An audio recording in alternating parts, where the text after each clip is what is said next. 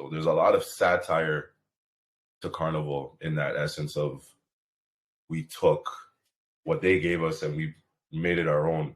And we're still respecting what we did back home as well. So there's a lot of layers, a lot of webs to make it happen. And, music, food, it all comes together, like, in the culture itself.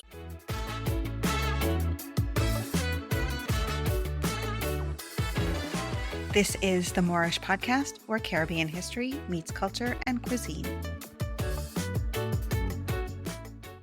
Hi, it's Hema. Happy New Year. It's January, Carnival season, and it's a great time to revisit my chat with David Bremang about the history of Carnival.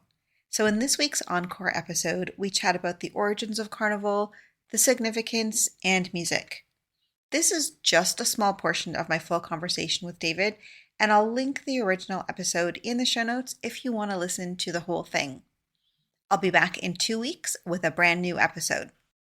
Hi, David. Hello. Thank you so much for joining me today. So why don't we start with a little bit of an introduction of who you are and a bit of your background? Yeah, I'm David Bremang, born and raised in Toronto. Spent basically almost every summer. My mom shipped me off to Trinidad till I was 17. So a lot of the brought up of who I am is coming from Trinidad. I'm half Ghanian as well, my father. So I got two strong cultures that, that make, who I am, which is very interesting and amazing at the same time. Within the past 5 years, I was able to jump into the Carnival Caravana space of Toronto Carnival, and it's been amazing to see the behind the scenes of how things work. I've been a model once, never again. I'll never do that. That's just not for me. Yeah. So I've just, been behind the scenes and understanding the branding and storytelling and marketing of certain bands within Toronto. When I talk about Carnival and Trinidad, oftentimes people don't realize that there is a Carnival season. Almost all of the Caribbean islands, Caribbean countries have a version of Carnival, right? Right. Exactly. So I want to talk to you about the origins of Carnival. On this podcast, the Moorish podcast, we talk about the history of the people of the Caribbean and how that influences current day culture. And Carnival, for a lot of people, or Caravana, do you call Toronto Carnival Caravana, or what do you call it? I'll forever, yeah, that's all I know. Caravana. Same, it's always Caravana to me. A lot of people sort of see it as a party, a fete, a time to go out and wear costumes and hang out, but there's so much more behind it, right? So can you maybe talk about what the origins of Carnival is? Yeah, it's extremely deeply webbed, and from the knowledge that we know is that this is not something new. It's been going on 200 plus years, and these traditions mainly come from West Africa. And also, so what I've been looking at too is even Egypt. So just the style of a procession and giving back to something and praising something or worshiping something in a community manner of just walking around in a parade and listening to music and playing drums and, dancing, movement. It all started from the motherland. And so when the transatlantic slave movement happened, those traditions still came along. And within, specifically for Trinidad, what happened was within the early 1700s, there was the Cedula population, which were aristocrats from people from Martinique, Dominica, Guadeloupe, all came down to Trinidad. So obviously, at that time, those islands were French colonized. And what they did when they came to Trinidad, they brought their own masquerading balls that they would have specifically the 2 days before Ash Wednesday. So for them, their carnival was removing of the flesh. So they would party and do all these wild things. And, that was theirs. But at the time, our African people that were captured, I would like to say, not really slaves, did not have that access to be a part of it. So they would watch and observe and be like, okay, this is what they're doing. We were doing this back home in our own way. And it just became like this marriage of two cultures of taking from what the French did and what the Africans had. And then you just slowly started to see them do their own thing. And Carnival has always had a backlash or a rebel because, again, it was a communal thing. It brought people together. It brought their culture back together. And it's like, no, we can't have that. So there's always been a fight, a fight. And that's where you have like old mass, where it's like always bringing up politics and what's happening in society. So there was always in the music, you would hear it. There's always a chant of back and forth of them explaining what's happening, and then we slowly we get into like Kaiso and Extempo and Calypso, and these are where these stories are being told. So it's like I could go for days. There's so much that make this whole engine turn, and a specific part of that was in 1888 was the Canboulay riots, and obviously the Africans that were captured worked on these cane fields, and they were fed up and just couldn't take it anymore that Carnival was being suppressed, so they burned down the whole fields.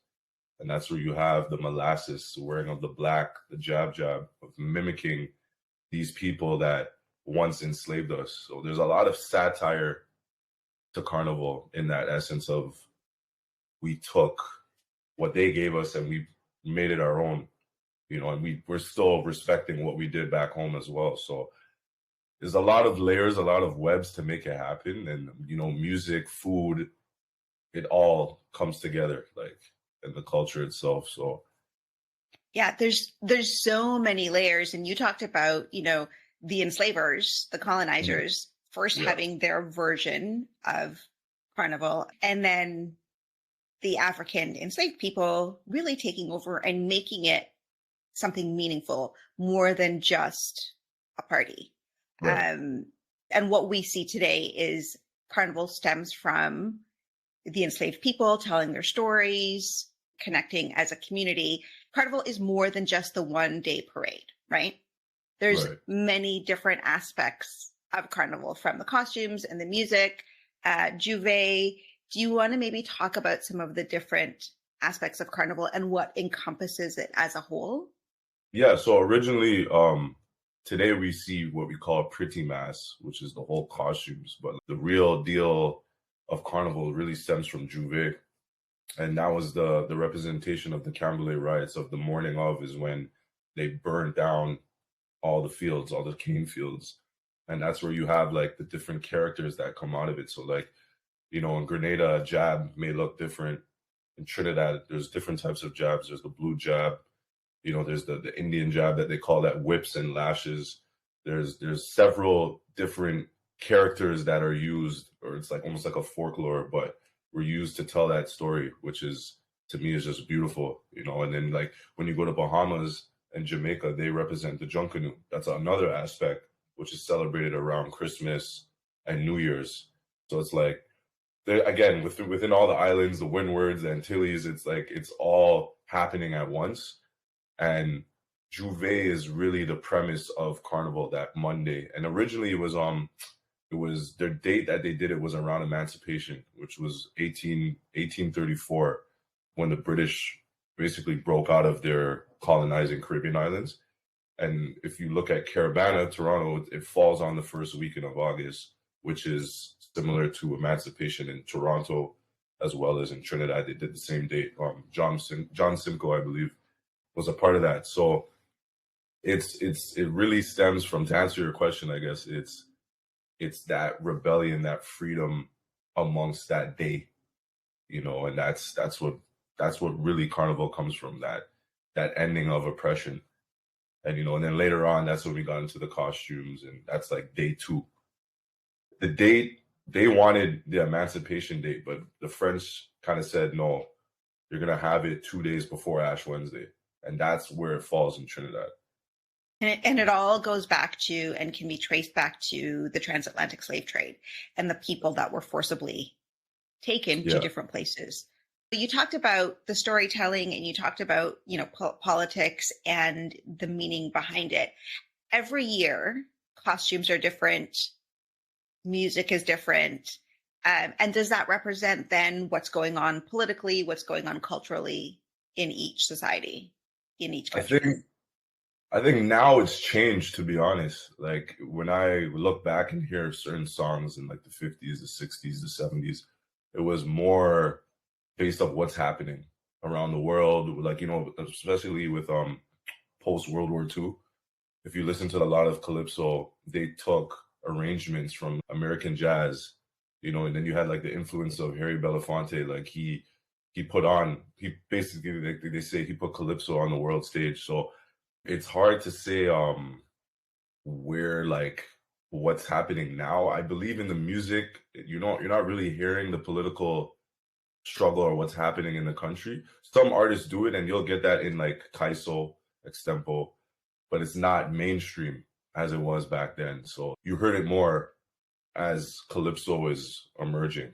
But yeah, it's a bit different now. It seems to have taken a little bit of a stray away from the satire and the political avenues and maybe be just a little bit more about entertainment these days. Exactly. Yeah, yeah. Now you've mentioned a few different types of music.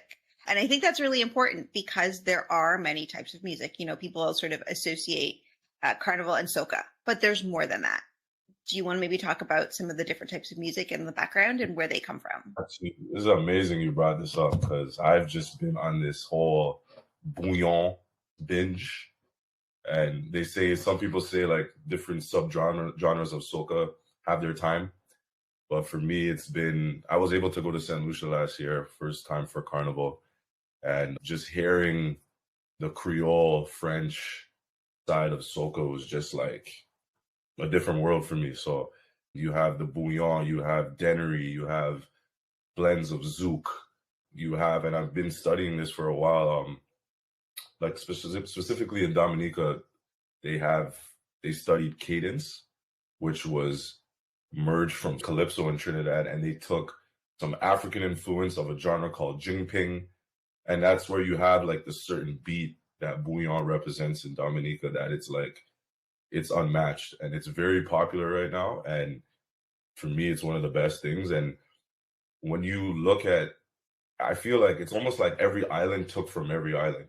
Like what I'm understanding now when it comes to the music that you're hearing, because there's a one big fusion. Like there was a time where raga was big, early 90s into early 2000s. You had like Bungie was fusing soca with reggae and a bit of dancehall, and you're seeing it happen everywhere. So me personally, I go for the bouillon and the jab. I like the faster BPM. That's coming from Grenada. And it's just interesting to see how, yeah, like Trinidad's, to be honest, personally, Trinidad's soca right now is just too, like, there's a lot of groovy, slow. I'm not into that. So to hear the other islands and to see them now, the small islands is what they would call them, is to like be on the world stage is a beautiful thing. And the fusion happened amongst the islands and working with Africa as well, because you're hearing the Afro beats now in the music. You're hearing the I'm a piano. It's just one big pot of Palau. So like, that's the way I look at it. Yeah, absolutely. There's so much to know about Carnival beyond just what we see here or what the average person knows. You just touched on a little bit of it. And I think it just requires so much more intentional research if somebody's really interested in what the backstory is, right? Of Carnival, what the significance is. Do you have any suggestions for somebody who might be interested in learning more? Where can they maybe start researching or digging into some of this information? I think honestly, if you have the opportunity to, like our parents, our mothers, our fathers, people that have been in the industry for a while, it's like if you could reach out to them and just ask questions. I think there is stuff online, but I feel like the stories, hearing them from actual people, which you can find at a mass camp or somebody from Toronto Carnival, just literally reaching out to see who's. It could be a band leader in Trinidad and Tribe. I feel like if you're around and just in the right circle, asking these people these questions, or like, how did this start? Or, there's even podcasts that like in We Blood, look at the whole relationship that we have here. What you guys are doing at Moorish is amazing for people to to understand these things. And online is cool, like to read, but I feel like the personal stories.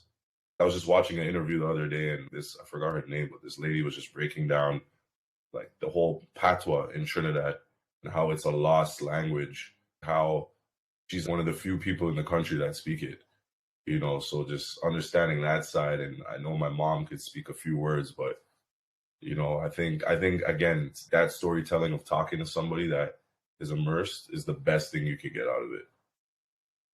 I agree. In doing the research for this podcast and trying to dig into the history of a lot of these Caribbean islands and the people, much of what's written and what's available out there is from the perspective of the enslavers and the colonizers. Right. And I think what you're saying is so true, is really getting the true stories, the real feeling for what's going on the ground, is to talk to people. And, part of me is worried that if we don't start to document the stories that our elders have to tell us, it's going to be lost forever. And I think it's really important to get those stories from people, to carry it forward, to really represent the culture. Definitely. You have a little bit of a history with Toronto, Caribana, right? With Crown Mass. Is that correct? Yes. Crown Mass, yes. Shout out to Dion, Casey, Calvin. Yes. Big three over there. I've been with the team for a while now, and what I like about Crown Mass is they're really, I want to say, being extremely innovative when it comes to breaking or changing or opening the envelope, just breaking barriers and taking risks, which I like. And I feel like, as artists and being creative, it's something that you have to do. It's something that we have to do to push the culture forward, or else it's just going to be the same. The main designer, Casey, has just been amazing at doing that, and making it look cool. And every year it's just getting better and better and better. So we're just, as a crew, we're very happy to see that. And it's been cool to see like really behind the scenes of how things work, budgets and, marketing and planning and events and photo shoots. And it's not easy. It's not, people think like, yeah, okay, we just come out Saturday and jump up on the road. Like there's a lot of moving parts that have to be respected. And it's an art craft at the end of the day. And it just makes me understand that these costumes, this work of art, have to live somewhere. Like it can't just be like that one day.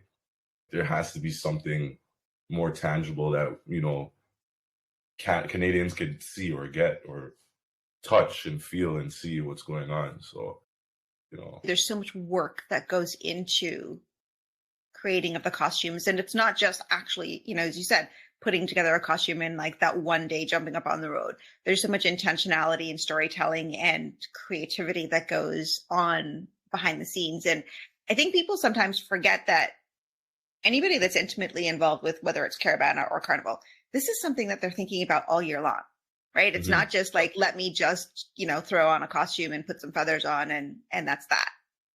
Now, yes. I'm going to take a little departure because there's some criticism I've heard from some people about the skimpiness of costumes.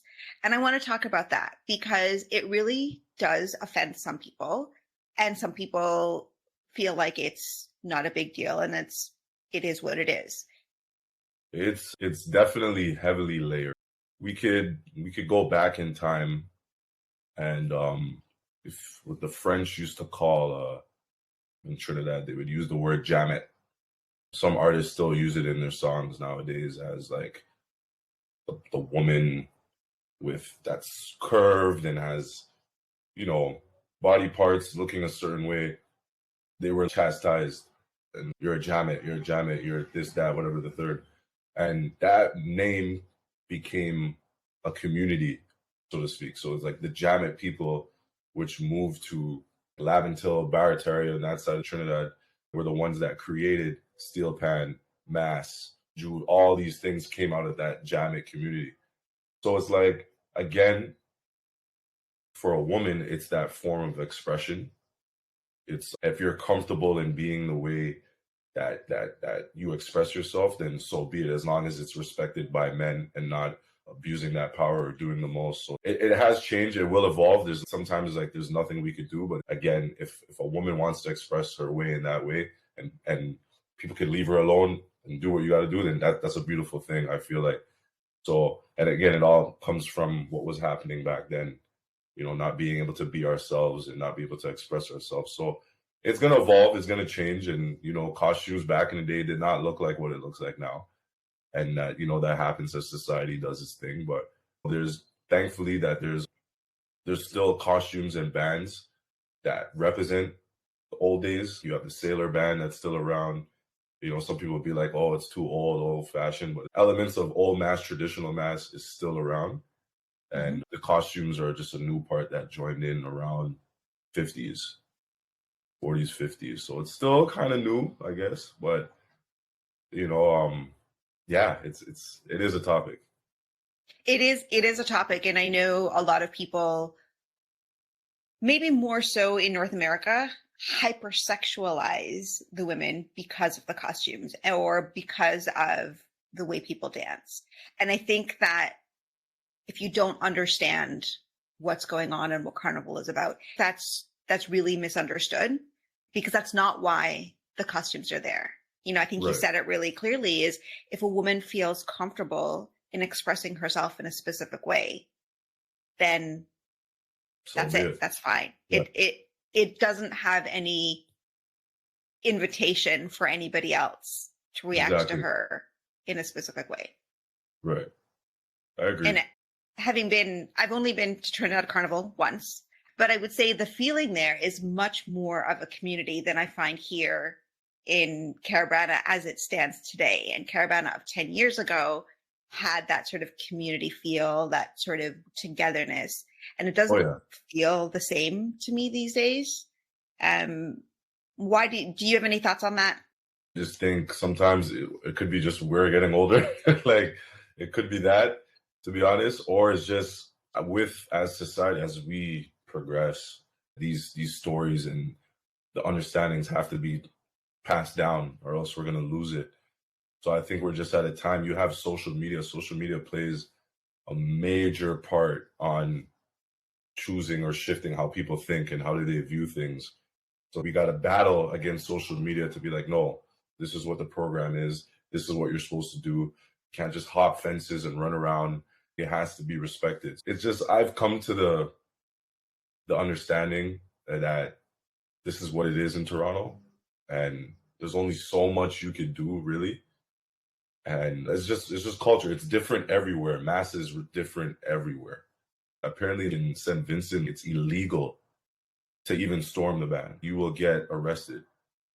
I could be wrong, but I read it in a group. So I don't know if the person was boasting or boosting. But again, you have extraction teams and they pull people out, and it's highly respected over there. And, hopefully it can happen here one day, but it's definitely changed. Part of me just sort of feels like it's the knocking down of the fences and the storming the parade route is a bit disrespectful to all of the work and all of the thought that's gone behind the carnival and the parade and the songs and bringing people together.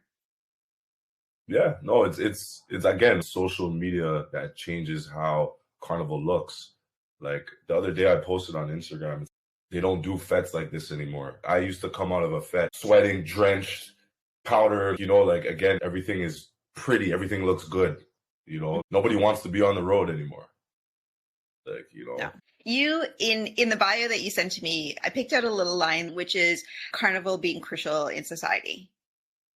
It's one of those ones where you really have to experience it to understand why I said that. It's just this high that you get from just being there. I don't know. I can't explain it. It's just this feeling that you get. It's like this adrenaline that you get, and it's something that uplifts us, and it's something that we look forward to. Even just looking forward to it is just a good feeling, knowing that God spare life in February, I'm going back again. It's needed because for people that have been oppressed, specifically Black and Indian within the West Indies, it's that form of expression that we need to keep us going and keep us alive. I was reading the other day, you have Michelangelo, that's European art. What's our art? It should be on the same level. It should be appreciated the same. And we need to keep pushing that and keep pushing that for years and years. So there's no art shaming. This is ours. Let's push it. So Absolutely. It is. There's so much history behind it, and the storytelling continues. So I want to ask you, what really led to your wanting to do more of a deep dive into Trinidad Carnival, Caravana in Toronto, and learning more about it? Yeah. So the way as a kid, it all started with my mom just making me watch VHS videos of 1989 steel pan desperados in Trinidad. And then I remember as a kid, I have a picture of it, but she brought me to the grandstands at Princess Gates, and I would watch, and I used to be scared of the Moko Jumbies as a kid, as they would come for Caravana. So I'd see that, and then boom, go to Trinidad, see everybody talk and rave about Carnival. And at the time, I couldn't go because I was in school, and then I graduated, and I was able to go. 2015 was my first Trinidad Carnival, and then from there, I'm like, yeah, I'm sold. It's different. My first Caravana, I was in grade 11. Grade 11. So people would think I was always here for Caravana. No, that was my first experience. And I'm like, okay, this is cool. But Trinidad for me sealed the deal. Just seeing the whole orchestration of how things work, the organization, the events leading up, steel pan, stick fighting, calypso, semifinals, watching the parade of the jabs, the midnight robbers, all the characters coming into life and just seeing it happen all there for me was it. And that's the thing about Trinidad. You have the whole ecosystem, everybody's involved, and all the different events leading up to that those 2 days. It's amazing. Yeah. And it's a whole season, right? People are primed and pumped and ready for Carnival. They buy their costumes so far in advance. They get involved with a particular mass band so far in advance. Yeah, definitely. It's an ecosystem down to the cleaners, like down to the DJs. Everybody's somehow involved. Like, you talked earlier about every Caribbean country kind of having a little bit of a nuance for themselves, right? And learning from each other. You've been to Trinidad Carnival and St. Lucia? St. Lucia, Miami, Toronto.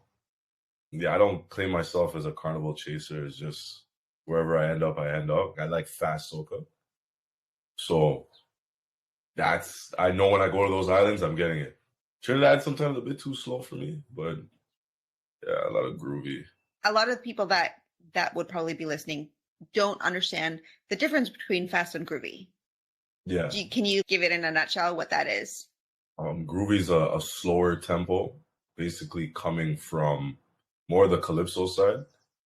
And, soca now is mixing of the African drumming with Indian processions and fusing that together to make more of a faster tempo that you got in the 70s, 80s, 90s. Blackman, he basically came up with that term, which is Nyla's grandfather, to coin what soca is. And soca is there's so many cadences. There's so many different styles of beats, and that's where you break into. Zouk kind of has its own range, but like I was saying before, you have the bouillon, you have Denery, which is coming from St. Lucia, you have the jab from Grenada, that style, that drumming, and again, all relates back to Africa, of those styles of what they were doing. So it's interesting to see where everybody is now and how every island is taking from every other islands, and to see Trinidad and Haiti work together with producers, like, it's amazing. Barbados has a bashment style that's more like, Jamaican reggae fused, like, so it's just one big pot. Let's talk about the origins of Calypso, because it is also a part of Carnival. It's a very big part of Trinidadian culture. What are the origins and where does that come from? So Calypso, you had way back when it started with Kaiso and Extempo, and it was, again, that political voice that came out and satire talking about how things are going. And then you have guys like Lord Kitchener, Barrow, that will talk about lady problems and lady issues, just very funny, sometimes even hypersexual, but it's like you have to catch it. It's not just, you're not going to say something out loud, but nuances of relationships, of life, of what's going on. And, Calypso was that that way of telling these stories. And then as you get into the 40s, post-war, that's when things change and more of an American influence happened, because the Americans had their base in Trinidad, and the sailors, they brought their music in and their brass instruments, and that's when you see Calypso now taking the brass and have that American feel to it, jazzy feel to it, instead of just the drumming, and it was fused with their rhythm section and how they would use the tackback and the cowbell and all these things mixed in with horns, and it just became this one fusion of everything to make what Calypso is. And it's still respected today and forever will be. They have Calypso Monarch. I've been to Calypso semifinals many times, and it was just vibes. So Calypso is the heartbeat of soca. Without Calypso, there's no soca. And then, later on in the 70s, 80s, that's where you saw the branch off, and Marshall was able to take it to the world. And they're both beautiful genres. And my favorite Calypso artist is Super Blue. And yeah. Carnival in itself, as we talked about, really has its origins in the times of slavery, and really a lot of African traditions, the enslaved people who brought this in, specifically in Trinidad. Now, this is not Carnival in all of the Caribbean islands, but specifically in Trinidad, there is a big Indo-Caribbean population that has integrated into this. And how do you want to explain how that works, and maybe how that integrates into the Carnival that we see today? Yeah, first off, I am Chutney Rastaman. That's what I would call myself. I love a chutney. My mother is half Indian, so it's like I've been immersed in that as well, and to see that fusion alone come together, because you have chutney and then you have chutney soca, which is like another branch that we even forget about, that which I feel needs to be played more. We don't really hear it too much. But Drupati, I was gonna wear my Drupati shirt. Yeah, you have these artists that like have brought the Indo style. Some even speak Hindi. It's just to see that whole other world it's there, which I feel, again, it needs to be pushed more. We need to see it more and more mainstream. But to see that marriage happen is amazing. Being the two strongest cultures in the country, the African and Indian, come together and make a genre of music is one of the best things you could have. And then, with the music, then you have the food, and then you have the events, the parties, the styles of dancing is different. The drummings, the tassa, all that coming all into one is Trinidad and Tobago. Tassa is like, listen, that speaks to my heart. Yeah. If I ever get married, it will be at my wedding. So it's just beautiful to see that marriage happen between the two cultures and make beautiful music out of it. I think Carnival in Trinidad, and again, I'm speaking specifically about Trinidad right now, even though Carnival exists all over the Caribbean, to see the people come together and the cultures come together and mash up into this one really strong cultural event is really beautiful. And I think it's really important to remember that there is so much meaning and significance behind the party. I don't want us to lose those stories and the understanding and the meaning behind it, which is why I wanted to have this conversation with you today, to lend a little bit of context to the party that we see in Toronto, the party that we see on TV, in social media, because it's more than just a fete and a good time. And yes, there's a lot of music and beautiful costumes and people and food, but let's not lose why it came about in the first place. Definitely. Yeah. If people want to know more about what you're working on and get a little peek into the work that you're doing, where can they connect with you? Yes, my Instagram is at the David SB. The main marketing agency that I run is foundmissing.co. We focus on experiential marketing, consulting, strategy, branding, design, you name it, event planning. all that stuff. That's us. Yes. Thank you so much for taking the time to have this conversation with me. I really appreciate you sharing all of your knowledge, everything that you've learned. Yes, for sure. And thank you for giving me the platform to talk. And yeah, it's been good. This is amazing. Excellent. Thanks, David. Thank you so much.